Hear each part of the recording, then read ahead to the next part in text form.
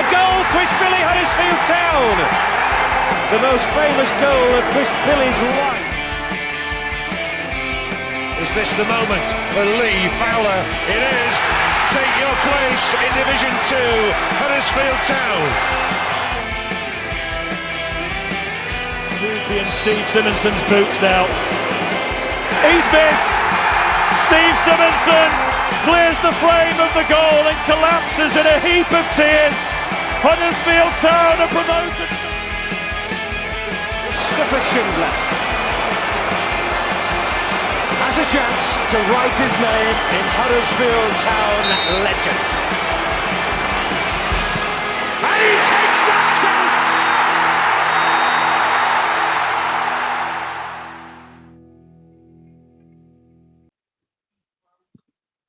Hello, did you miss us? Welcome back to the Andy Takes That Chance podcast.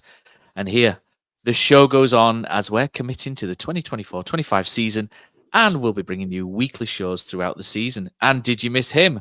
Whose house? Let's party like it's 2019. It's the big man Neil Wayne back on the pod with Richard Kosmala as the OGs are back in the pod seat. This episode 214, we're going to have a look at the new season and preview what we think may or may not happen during the course of Town's ventures back to League One. Neil, Kosi, it's like old times, isn't it? It's a proper rewind, this, isn't it? I'm a little bit nervous, to be honest. A little bit nervous. I'm podcast cold, aren't I? So yeah, good to be back. Good to be back. I'm at my level out of League One. Let's see if we can warm you up a little bit then, Neil. Right, so this episode, as always, is sponsored by, well, no one. If you fancy hearing your company here or would like to partner with us, then please get in touch on social media, or you can email me at matt@takesthatchance.com and we can get the ball rolling. As well as looking for sponsors or partners, we're also looking for graphic designers, writers, contributors. If you fancy a go at podcasting, we do have a couple of things that we may be able to tempt you into as we look to relaunch and make ourselves bigger, better, stronger, faster, and much more equipped. As the season goes on as well, we'll be dipping our toe into community chats and merchandise, and there's lots of things going on at TTC Towers. But let's get into the season preview, boys. So last season, we're not really going to delay or not really going to sort of spend too much time on last season, but the feeling around the place as we got relegated, it wasn't great, was it? Andre Brighton, right? It was pretty much tearing everybody to bits, wasn't he? Everyone's a lazy so-and-so, and maybe a little bit of protectionism going on there, I think, with Andre. The feeling really was that Town fans are a little bit down, Kosi, weren't we? As a group, relegation will do that to anyone. Lee Morris points out to me quite a lot that when we were relegated from the Premier League, we were all looking forward to going back into League One because we felt we could challenge, didn't we? Sorry, not League One, the Championship, because we felt that we could challenge in the Championship with all that money. But it didn't work out, did it? The money never really was spent on players like we thought it would. Maybe it's going to be a little bit different this time because we're going down and we're now starting to pick off good players from League One clubs rather than go down like we did from the Premier League and pick up Tommy Elphick on a free and Reece Brown from a lower division, etc., which we did things slightly differently.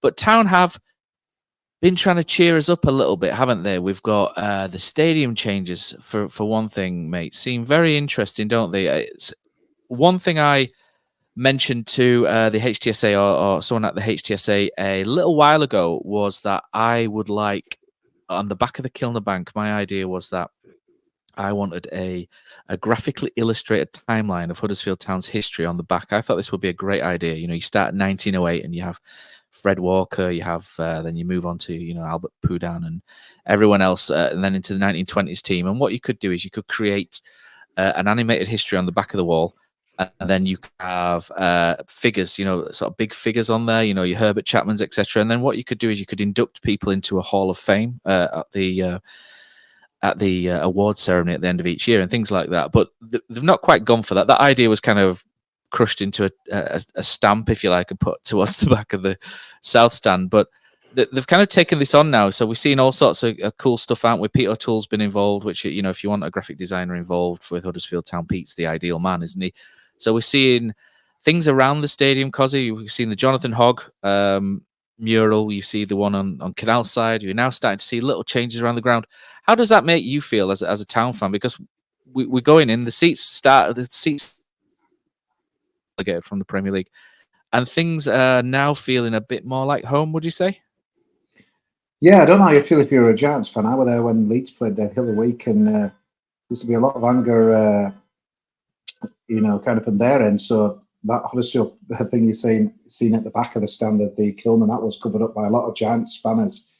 So obviously, yeah, it's still a bit of friction there, I think, from the it felt like a Town stadium to me, mate, for the first time. Obviously, you were there, Neil, Friday night against Sheffield United. But for me, I kind of watched in there thinking this is Huddersfield Town, and obviously, the Giants fans might have other views, but to me, it felt like a football stadium, and I felt like it started off as a football stadium, and obviously, I think the Giants weren't in back in that. I could be wrong. Well, they win when they first came in.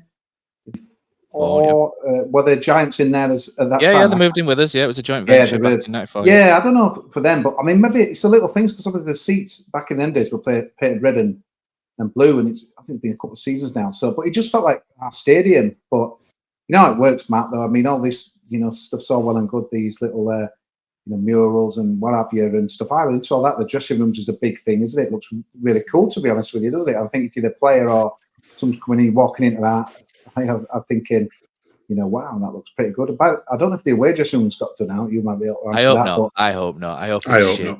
I hope it's really shit. That'd be great. I hope they've put that. They had that couch, not couches. It's like a physio's, like a pop-up desk kind of thing, and it was absolutely ripped to shreds. I hope they've stuck that in there. And another thing that was interesting or something as well from the rugby game that I was at. All the Giants stuff was just like on a pop-up stand outside the ground. Their merchandise, there's nothing in the souvenir shop now to do with them. So it just feels like a proper. It seems like we've paid pretty much all the bills. It feels like a football stadium as well. So really good. Obviously, Kevin Nagel, said what he was going to do.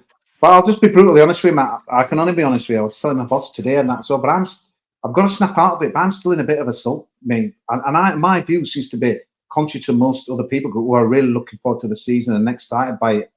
But this relegation's really hit me hard, to be honest with you. The Premier League, I never thought we'd stay there, and we went down in with a slump. But I know you said we don't want to go back over it, but for me, the ownership took us down.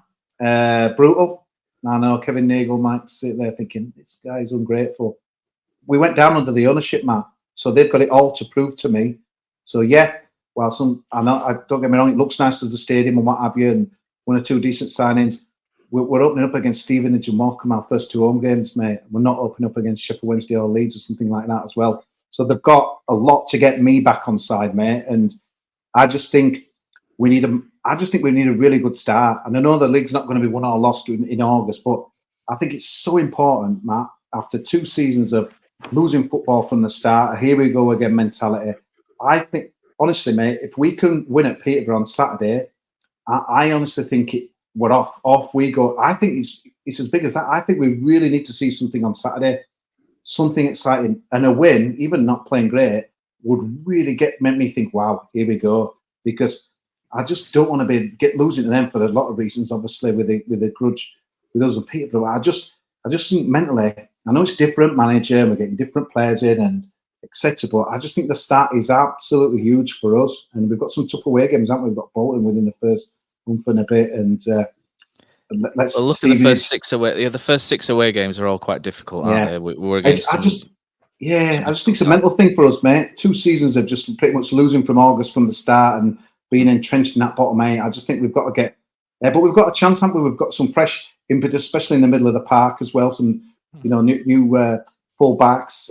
Hopefully, the missing piece in the jigsaw, the strikers on the way. But classic me going around in a bit of a tangent, but honestly, mate, I know social media is not the greatest thing to be on at the moment for obvious reasons, but the things I've seen from fans really positive. The kits have gone down well, stadium additions have gone down well, new signings have gone down well, but I honestly feel we need to get even probably a good decent draw at Peterborough, but I just think we've got to start well. This August has got to be good for Huddersfield Town, because I just don't want to be thinking, God, here we go again.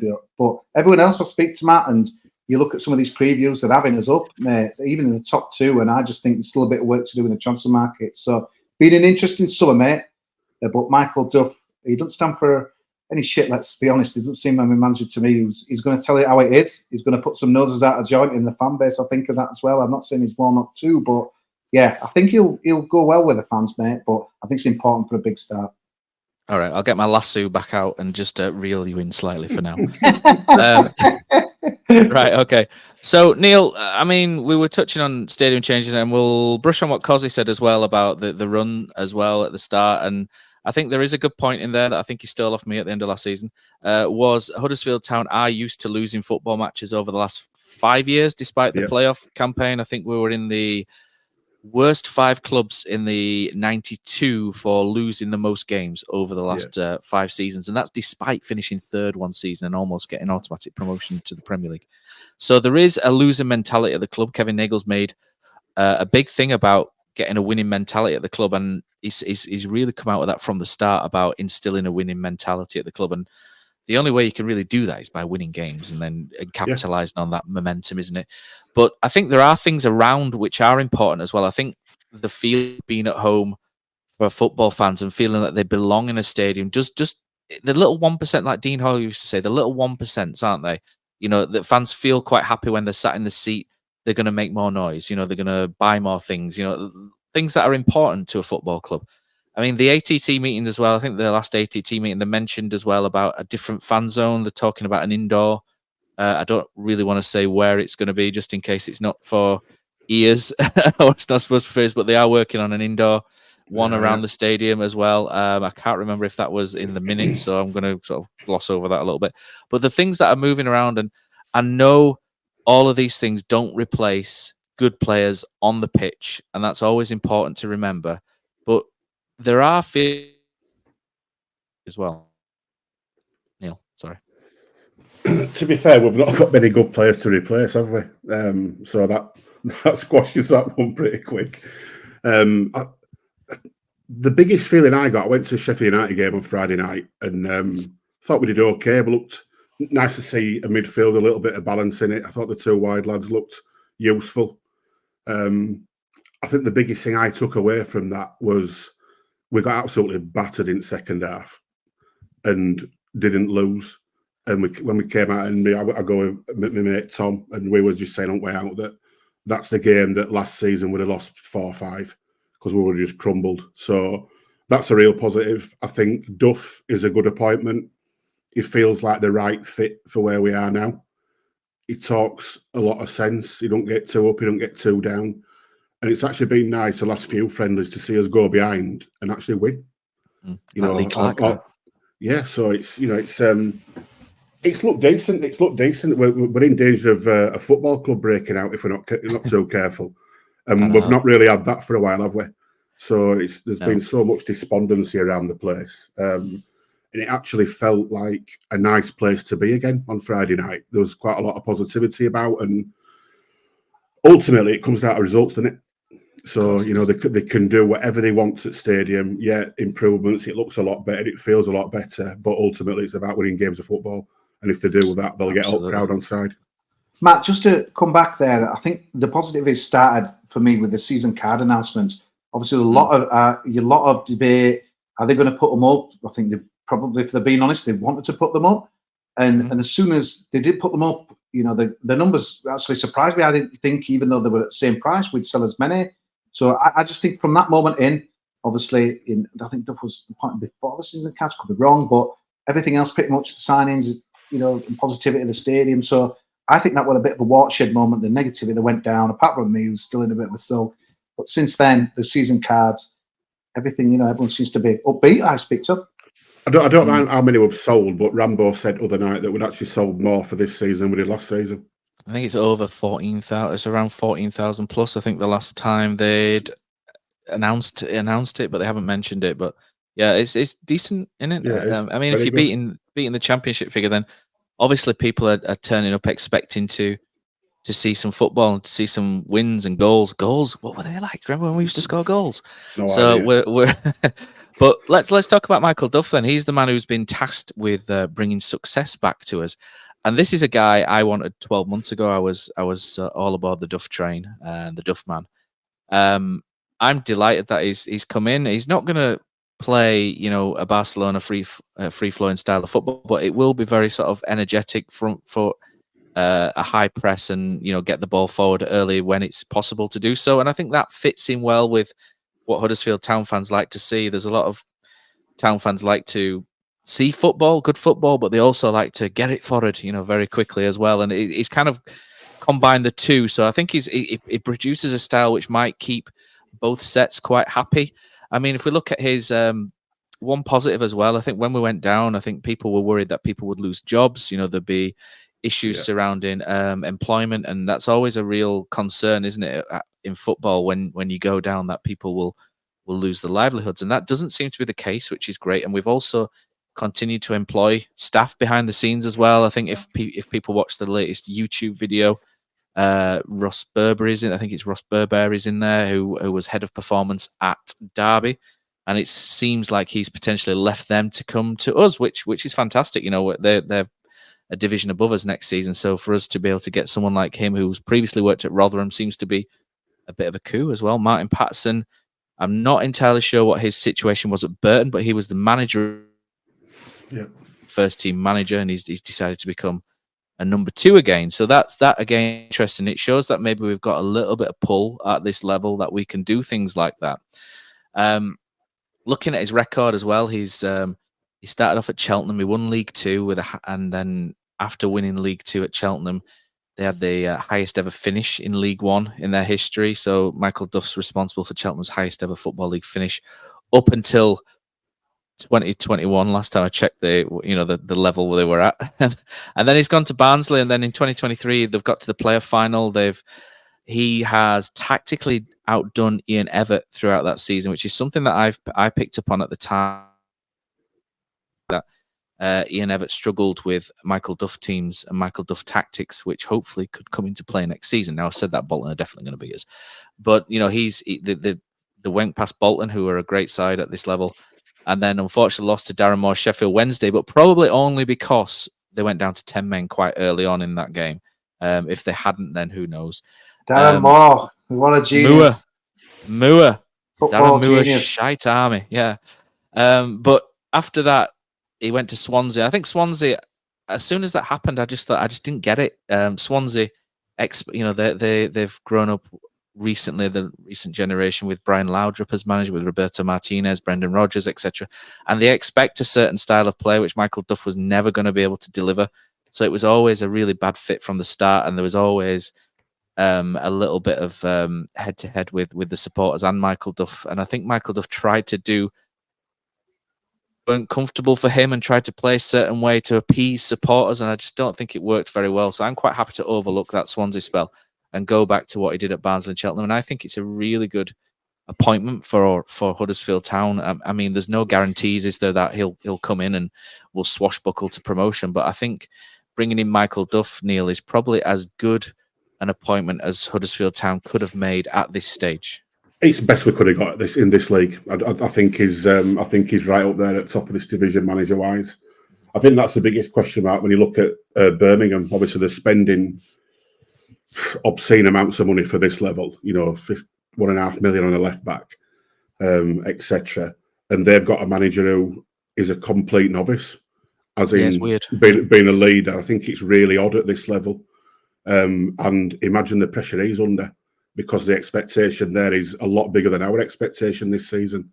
You know, and everybody's expecting Birmingham to absolutely walk this league. So I think give Duff Birmingham's money and Birmingham's squad. I think they walk it easy. Interested to see how that gaffer does. But I think for us, Duff is coming. He's made all the right noises. He's got a few of his own people in. He looks like he's got a plan. He sounds like he's got a plan. And I think that's something that we've been sadly lacking for quite a while on a consistent basis. So I'm excited to see it. I'm excited to see it moving forward. The only thing that doesn't excite you is hearing Stephen is Morecambe and Shrewsbury's for 3 home games, does it? But I don't know, that does excite some people, doesn't it? Not for me, it brings back. No, I know what you mean, but it kind of brings back nostalgic memories sometimes. It brings back Shrewsbury, the Neil Warnock. I know we lost 2-0, but it brings back you to that video, doesn't it, with Boothie? You know, you're in Latvia, etc. As at Swansea, and Morecambe, maybe not. There's maybe not so much memories there. I think fans might need to have a little bit of patience, because a lot of these teams are going to come and just park. Yep. They are just going to come and park and try and bore us to death and get a 0-0 out there. So I think hopefully, seeing him other night, Evans looks the decent lad. I like the look of him. I think Kane will be decent again at this level. And I just think, we're just crying out now for somebody alongside Healy, so pressure's not on him, aren't we? Yeah, I think so. Kosi, are you happy with Duffman before we move on to the pre-season results that we've had? Yeah, I didn't want him, Matt, in the Championship. I'll be honest with you. I were thumbs down for him, but who knows? He might have been a better bet instead of a certain. I don't even say his name again. But yeah, no, I thought decent appointment. I didn't think he'd come, to be honest, Matt. And am I right in saying someone was saying to me the other day that he still lives down south? That's not true, is it? He's moved up. Yeah, he lives in Cheltenham because he's got two boys who are, I think, at GCSE stage. So I think his wife and kids live in Cheltenham, but he lives up here during the week, and then I think he travels back after the games on Saturday for Sunday to spend with the family, and then comes back. But it's not very Chris Powell. Chris Powell pretty much organised a lot of days off around him going to see his family in London, allegedly. I don't think that's really been the case for Duff at Barnsley. He did it at Barnsley, so it didn't really turn out too badly with them. Did they get into the playoff final? Yeah. So I don't think it's going to be an issue. And who knows? Once they pass the GCSEs with flying colours, maybe they'll move up and that'll be fine. But David Wagner, 2016-17, when he was here for the first 12 to 18 months, his wife didn't move over because the daughter was doing their sort of equivalents in Germany with GCSE. So there's a precedent with it before, where we've done quite well out of it, and there's a precedent where we haven't. So you can kind of look at the Powell example or the Wagner example, and it could everything can go either way, can't it? Mate? Yeah, I think what's good, Matt, I just feel calm, Matt, that we've got a guy who knows the division, and obviously we'll come on to some of the players we've signed, soon, and about knowing the division. But I think that were important. Obviously, if Brighton right had stayed, a bit of a voyage into the unknown, really. With a do you feel happier with Duff than what you would if Brighton Wright had stayed? I think if Brighton Wright had stayed, he wouldn't have gone nuclear on certain players. I think once he'd gone nuclear, he knew he was moving on, didn't he? But yeah, he's an awkward one, that Matt, to answer, because I just think obviously Duff been there and say done it, but he didn't get Barnsley up, but proper airs breadth away. But yeah, then obviously Brighton Wright was who knows what was going to do, and I was a Brighton Wright fan. I liked, but obviously his approach and walked out. Again, we're going over old ground, aren't we, really, rather than kind of moving on. But I think his relationship with the media, Matt's going to be an interesting one, Michael Duff, because when I went down there for his last game, actually, when we, I think they had about 81% possession or something like that, but they managed to scrape a late draw against us because I think it was one goal, wasn't it? And it was the young midfielder scored, didn't he, from Arsenal? Charlie Patino, wasn't it? Yeah. They were proper toxic down there, Matt, and but obviously the style of football and what he was delivering, I think that had so much to do with it. But he was having a lot of pot shots at the fans, and so let's be honest, mate. The sort of stuff was not exactly positive sometimes. So when stuff were going backwards last year, remember with Matty Pearson and Boo and all that, Duff will give it back to the fans. So the fans will have to be ready. Yeah, I love it. I like that. Warnock could get away with that, Matt. Whether Duff can, I don't know. So, but I like a bit of a character, as a manager. Town fans do, don't they? Town fans react to characters, don't they? We've said that before, haven't we, mate? Just feel good. But like Neil's kind of nailed it really with the signs. We're coming back from behind. Okay, pre-season, there were some really good signs, really, because what should we delve into? Let's delve into pre-season games. I'm going to controversially pick out one game as the one which I think was the best for us. So Emily 0, Huddersfield 5 was the first one. Is that Guiseley 0, Town 7. Harrogate 2, Town 3. Announced promotion, Matt. I know. Huddersfield Town 2, Aris Limassol 4. Town 2, Hertha Berlin 1, and that Hertha Berlin team was a little bit scratching parts. They looked poor. I watched that game. But yeah. Town 2, Lecce 1. That's Lecce, if you're listening, Kane Hall, not Lecce.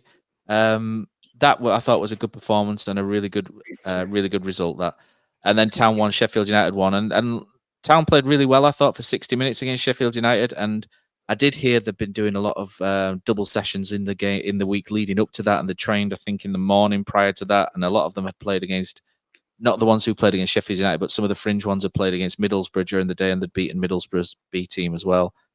So I can understand why they would have gone tired, and I think it's just about building those fitness levels up.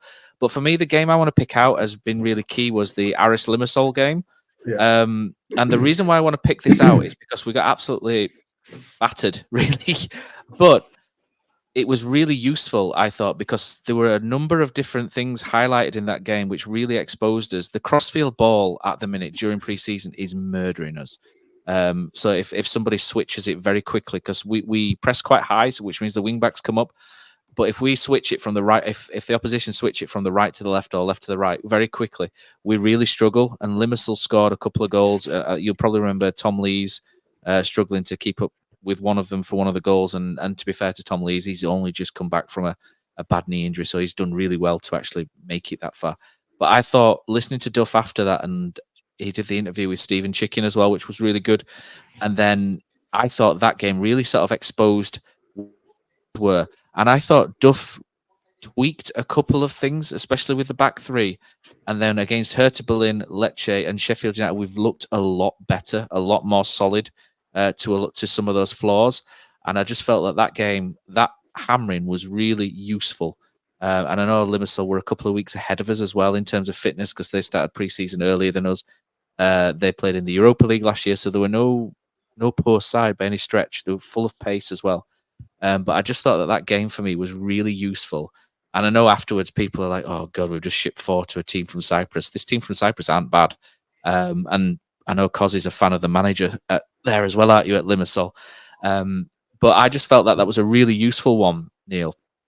And what we saw after that was a real sort of improvement, an incremental improvement in performance, especially in terms of shape and defence from that moment onwards. I think most managers will tell you that they always learn more out of a defeat than a win. Yeah. And me and Tom were saying the same other night. I think it was good that we got that bit of a turning over in the last half hour against Sheffield United as well, because it showed that we had that little bit of resilience in us now, and we didn't just crumble. Duff learnt his lessons from it. Obviously, he knew the reasons behind the Limassol defeat as well, with the double training sessions, and then, the game, hot weather, aside who were fitter than us a couple of weeks in front. But he's rectified all that already, which shows knowledge, sensible stuff. He's just come across as a really positive character, and I think the players look happy, which is a massive thing. Yeah.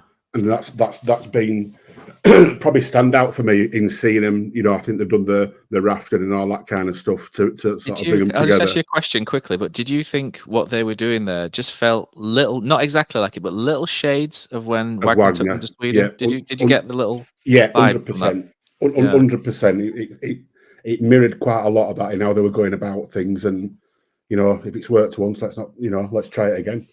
Yeah. But he's definitely his own man. He's definitely doing his own thing, and let's wait and see. And just going back to the thing about where he lives and he's travelling up and down, that will only become a thing if we're not winning.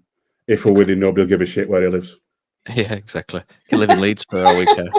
I've missed Neil's sit on the fence opinions. Yeah. What did you make of pre-season then, Kosi? I mean, you spoke out quite a lot about the criticisms Neil Warnock got, didn't you, last season in terms of playing easy teams? Have you noticed anything different? Or I know people don't always take pre-season seriously and the results as a marker of where things are going to go, do they? But how have you seen it from just a pre-season in general? The togetherness, the results don't matter, do they? But in terms of performances, what have you seen? I think the thing that I like, Matt, and I know it was a bit of a stop box job for the start, because obviously we announced we were going to Austria. Then we didn't get any fixture news till about the week before the match we were going to be playing and things. So the quality of the opposition, it might be a B, and the teams were maybe an half teams. But I think the good thing that I like, Matt, is that the bonding of the fans between the things that they did. I really like some of that together. So I love the fact they did a Q&A, little things like that. Now the critics could be shouting back, well, hang on, because we went down to Devon and last year, and Warnock, and we had fans kind of coming there, and I remember some getting pictures with him and that as well. But it just felt a bit more professional this time, Matt. And I were kind of a critic of the critics of Warnock, to be honest, because obviously it's worked in the past, etc. But yeah, it's it just felt, I don't know, it felt like we were almost like a top level championship team, really. Not, you wouldn't believe we were a League One club with the kind of way we went down there. And I think it's more important, with a new manager, just to get to know like his day in day out, demeanor, really, because I think it's a little bit different, isn't it, when you're just going down to the canal side training for a couple of 2 times, 3 times a week or whatever. Obviously spending morning, noon and night with the same players. I think the one thing I'd like to see, Matt, I think he miled us back a little bit.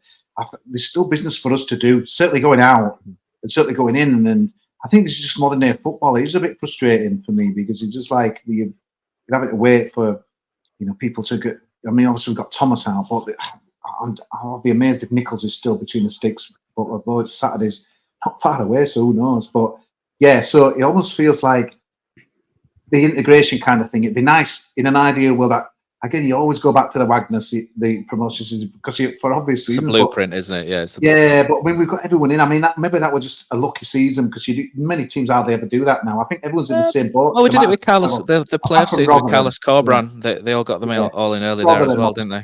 Brought their guys in mega early with Everton's. But yeah, so that's the only thing that concerns me a little bit. There's still a little bit to do. It's not the finished policy article, but no, it was good, mate. I like the fact the games were streamed. Were good.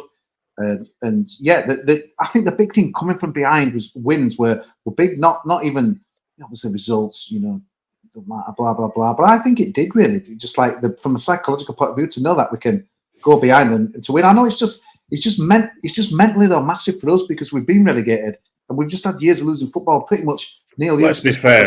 You used to say, Neil, one and done. One and done. One and done. Now, and that's been out of the system. Well, the one and done thing, other than Carlos's season, were pretty much last 7 years. As soon as I went behind, you just couldn't see a way back, could you? Whereas he's already shown that we can turn it around from going behind, and that can't do players any harm, especially those that have been around a long time who were used to one and done. So they've seen now they've got a bit of resilience about them, they've got a bit of quality about them, and they've got that bit of fight. The only thing that's gone wrong really in the preseason is Balker being knackered until New Year. That's probably the only thing that was disappointing from the whole thing. I think that's changed our the way we've had to play. I think we were lining up with a certain way to play in that back three, but it has kind of thrown a spanner in. But I wanted to just touch on, there's 2 players I've been really impressed with in preseason. In particular, I know Neil mentioned another one, so I'm not going to mention that player, so I'll throw different ones to you guys. But there's 2 players that have really stood out for me. One is Tom Lees, who I know from someone, Tom Lees felt that he had a very serious knee injury towards the end of last season, and I think the thought at one point was that he might miss an extended period this season, but he's come in covered brilliantly from that knee injury, and I know he's a little bit further behind than some of the other players, but I don't think you can, apart from that Limassol game, I don't think you've been able to tell since then. And I think Tom Lees has really stepped into where Balker went out really well. And Tom Lees never let Huddersfield Town down. Never, ever. He's a really top professional footballer. Yeah. And I think he's been great. And I think if Michael Hellick goes, which I think a lot of people probably fear in the fan base at the minute, Tom Lees is just that solid, dependable character that you can just plonk in the middle, who will organise everyone and people can rally round. And I think he's been great this pre-season. But the player that has really stood out to me is Ben Wiles. Ben Wiles, fitness issues, injury issues, and unfortunately he's gone off injured against Sheffield United, which is a real killer blow for him, especially around that ankle injury that he's suffered for quite a few years now. But he has been outstanding. He's been getting far more involved. One of my main criticisms of him last year was that he struggled to imprint himself onto games, and games passed him by, and he really struggled to sort of get deeply involved. But that's not been the case. And sometimes different managers see different things in players, and players adapt better to certain manager instructions. And I just feel like Michael Duff and Ben Wiles is a really good match. And Ben Wiles is currently, I think, the idea really for Town this season was to play Herbie Kane and Evans in that midfield with maybe Hogg or Kasumu behind them. But I think Ben Wiles, if fit, has nudged ahead of both of the central midfielders now as the man to take the shirt off, and I think he's been excellent. And the goal against Sheffield United was a belter. Evans has impressed you though, Neil, hasn't he? Energy. he's got energy. He's got that little bit of quality about him. He's got a little bit of arrogance, and I think we've missed that. We've not had a proper midfield for since promotion season to Premier League, probably, to be honest.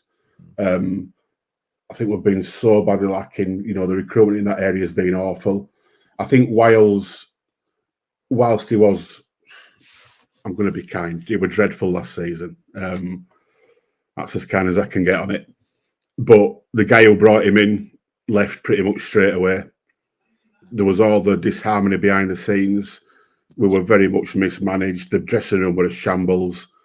As somebody who's probably been the main man at the previous club to come into the shit show that was Huddersfield Town at that point, that's never going to be easy for anybody, especially with the price tag, £1 million-ish, that was pretty well known. That's a big tag to come at that level for somebody like that from Rotherham. I think he had everything going against him. Could he have done more? Probably. But I think there'll be definitely extenuating circumstances as to why. And hopefully we see the benefits of that this season, being managed right, arm round him, bit of love shown his way. And he's definitely been the standout. And you can see the confidence oozing through him. And you don't finish that goal how he did on Friday night if you're not absolutely buzzing with confidence. So let's hope the injury's not too bad and he's fit for Saturday. Kosi, let's go to this midfield. The only negative about the midfield was that I couldn't stand the Herbie Kane song in Austria. So I feel like that's a much better fit. Bringing me in. Yeah, I feel it's a much better fit for the Kian Harrett one, which hasn't quite made its way around yet and probably might not because it's a little bit cheeky. But Herbie Kane's been impressive, hasn't he, as well? And that midfield, the balance, I mean, you've got Kasumu in there as well, who I thought Kasumu was really good when he came on against Sheffield United because we didn't have the ball. And his speed in that sort of number 6 position. I mean, when people shift the ball around quite a lot, from side to side, Kasumu really cancels out the lines really well and sort of stops that pressure coming in, which I thought he did really well. The problem with Kasumu is on the ball. He's struggled again this pre-season after struggling last season. But Herbie Kane in that number 6 role against Sheffield United was interesting, wasn't it, Kosi? I think off the ball he was probably a little bit, didn't quite have the speed to sort of double up for people, but on the ball he looked a completely different proposition, didn't he? He looked good, mate, and I think you've only got, if you're not bothered about him, Barnsley fans were bleating about him and slagging him off and this, that, and the other. If you didn't care, you wouldn't say out, would you? So to me, it's like that says it all. So I think we've got a good player. I've always liked him, to be honest, Matt. I remember when my friend was analyst at Doncaster Rovers, when he was a bit younger, Herbie Kane was on loan there, and I remember being really impressed with him. Obviously, that was third tier football as well, which is what we're in. And yeah, he's done well. He done very confident boy as well with his interview. And the one thing that I like, and again, Neil mentions the proper midfield and stuff, but it just frustrates me. We don't have any guys who shoots. We don't have any guys who midfield has a go at shots. We try and walk balls in and goals in and things like that the last few seasons. But Herbie Kane will have a goal as well. So I think all three of them will, Cos, to be honest. Yeah, I think from watching them, I think Kane, Evans and Wiles are all happy to have a pop, aren't they? Which hopefully that's one thing we've been really lacking in it. Goals from midfield. So hopefully those three will completely change. You're right, Matt. Honestly, when he gets over the halfway line, I'm thinking, David, give it back now. Give it to someone else where your job's done, because last season everyone, I mean, his effort and his engine is pretty sensational, but he just was trying too hard and he was trying to do stuff that he just can't do. But hopefully, we've got a nice balance in that midfield now. Yeah, I mean, you look at in terms of levels from Championship to League One, I know David Kasumu's kind of split opinion a little bit with Town fans, but you look at the numbers that he put out. I don't have them to hand, but the numbers for MK Dons when he played as a number 6, in terms of winning possession, is the amount of work parallel in that division. He was the best defensive midfielder by a mile, an absolute mile, in terms of winning the ball and just giving it simple, and he carrying the ball as well. He was really good. So there may be, again, we've got a new manager in, maybe there's a new lease of life there, maybe there's not, we'll have to see. But and just going to Duff's teams as well, because a lot of goals come from central midfield or came from central midfield for Barnsley, and they were all sort of the three in midfield were heading towards double figures each. And again, well, Johnny Ogg scored the other day, mate. Miracles are happening. He's decent in the air. He's hoggy for his size. He's Yeah. good in the air. He's hoggy. But yeah, there's I think that's probably going to come as well. I think the thing that's interesting for me as well, Matt, I'm again still scarred with this, but when we went down from the Premier League, and obviously a few guys went, but there were, in my head, again, naive, and I've watched enough football thinking, right, these guys here who are obviously clearly not good for the Premier League, but should be too good for the Championship. We never saw that really, didn't we? You didn't look at, and Benza we got a tune out of Benza for a time, and Benza, we got a tune out of him for a few months, but he reverted back to being crap in the end. But it's like, so you look at those guys now who's gone down. It's like Kazum was an interesting one because I thought he were pretty average, 6 out of 10 last season, maybe tops, but and season before. But I'm just thinking, can he be an 8 at League One? Because I think that's the only thing I learned from the relegation last time is don't just assume because we've dropped a division, although Ben Wiles has proven it in the pre-season that just because of dropping down a level doesn't mean to say that they're going to stand out there. It's a different kind of science.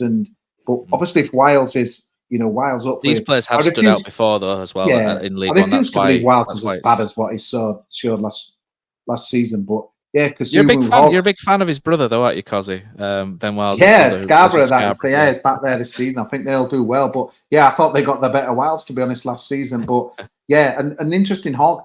I just think that if Hogg's playing 35 games, either we've had terrible injuries or this, or he's evergreen. Yeah, the squad's not good enough, mate. Because to me, it's sad because he's a competitor, he wants to stay. But I'm sure with him staying on, he must be Jonathan. Yeah, you're not going to probably get the game time of before, but we've heard this the last few seasons. And he's ended up playing majority games. To me, could be wrong here, but. And he might prove us you want wrong, him to see get out, don't you, mate? Essentially, you want him to. Yeah, I'd love to see him coming on, mate, when we're 1-0 up at Bardsley or something like that as well. And just like, I don't want to see him coming on when we're trying to, win a game when we're struggling. Yeah. Do you remember when Lee Fowler played number 6 at Barnsley for us and controlled the game, and we thought we had a world beat, didn't we? And I think we lost 3-1 that game because Michael Chopper absolutely murdered us. Yeah. But exciting. Finally, this midfield feels like it could be exciting. Which God, then feels like a midfield. Yeah, it feels strange, doesn't it? Yeah, very.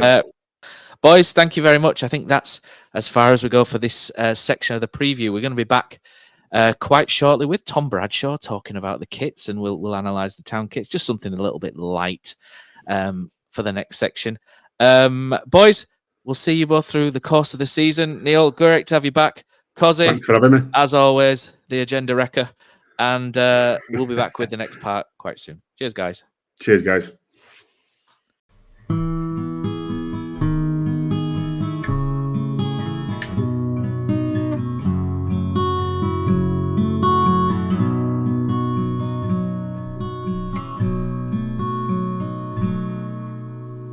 There's a team that is dear to its followers.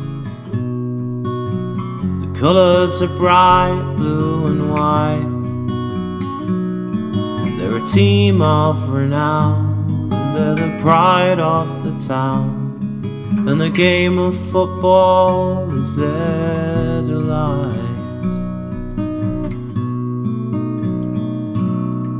And all the while upon the field of play, thousands loudly cheer them on the way. Often you can hear them say, who can beat the town today? And then the bells will ring so merrily, and every goal shall be a memory. So town, play up and bring that cup back to Huddersfield. So town, play up and bring the cup back to Huddersfield.